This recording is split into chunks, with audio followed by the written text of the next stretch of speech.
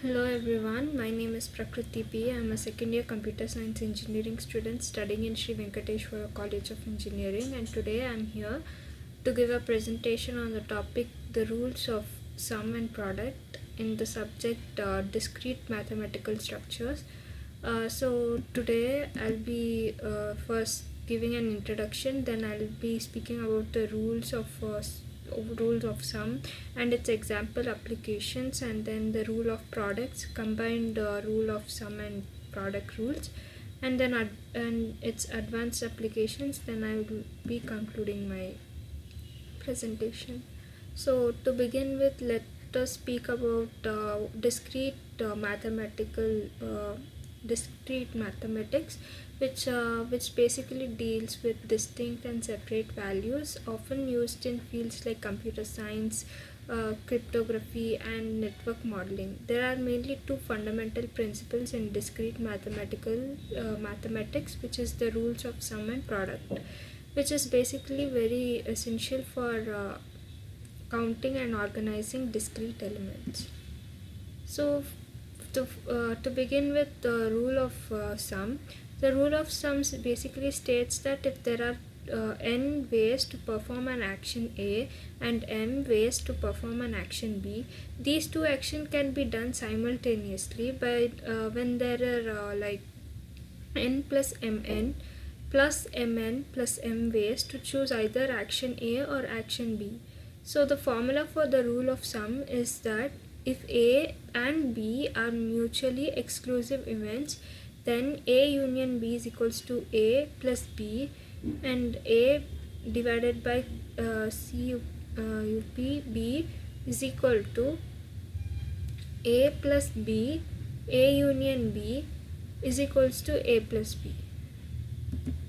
So some of the examples and applications is counting principle, union of states, and visual representation. So the counting principle, if you have 3 types of sandwiches and 4 types of drinks, by taking this example we can say that there are 3 plus 4 which is equals to 73.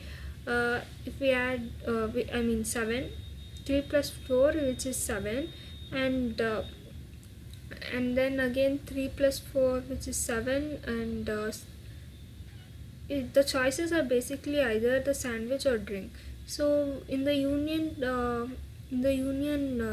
of sets, if we say that set A has 5 elements and set B has 7 elements, there are no common elements, and the total number of elements A union B and is that 5 plus 7 which is 12, and again 125 plus 7 is equals to 12. So the visual representation, we can imagine a Venn diagram of two overlapping circles and represent the different action of set. So the rule of product, we can say that the rule of product states that if there are n ways to perform an action A and m ways to perform an action B, after action A there are n into mn times mn into m ways to perform both the actions in a sequence. So the formula is A into B is equals to A into B times of B, A times of B, which means is equal to A times, and then times B, A into B is equals to A into B. Some of the examples is that it's a Cartesian product. If the set A has 3 elements and set B has 4 elements, the Cartesian product is A into B times B into A into B. Has 3 into 4 is 123 times 4 is equals to 123 into 4 is equals to 12 pairs. So the counting principle for the sequence, if you have 5 shirts and 3 pairs of pants, then there are 5 into 3 which is 1 which is 15, and then 5 times divided by 3 is equals to 5, which is also equals to 15, then again, which means that there are 5 into 3, 15 possible outputs. And the visual representation for this is we can consider a grid where each cell represents a unique combination of one element from set A and one from set B.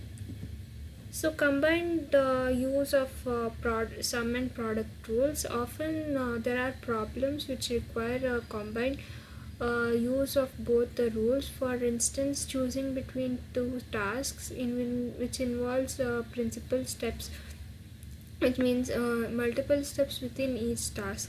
So for example, travel options: if there are 3 ways to travel to a city and each city has 2 hotel options, the total number of travel and stay combination is 3 into 2, which is 63 times 2 is equals to 63 into 2, which is 6.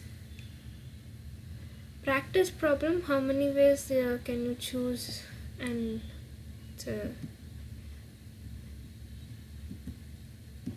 so next is advanced applications, permutations and combinations. Permutations, which involve arranging objects where order matters, and combination basically focuses on selecting objects where the order does not matter. The rules of sum and product helps us to calculate the number of possible permutation and or combinations. And the probability is that calculating the probability often relies on counting outcomes using the rules of sum and product. For example, determining the probability of drawing a red or blue marble involves adding the counts of each type. So some of the algorithm analysis is that the rules often help in analyzing the time complexity of the algorithm, particularly when considering different branches and steps of execution. So I would like to conclude by saying that understanding and applying the rules of sum and product is crucial in discrete mathematics. They also provide foundational tools for counting and organizing discrete structures applicable in numerous fields and problem solving scenarios. Thank you so much for watching my video. See you guys in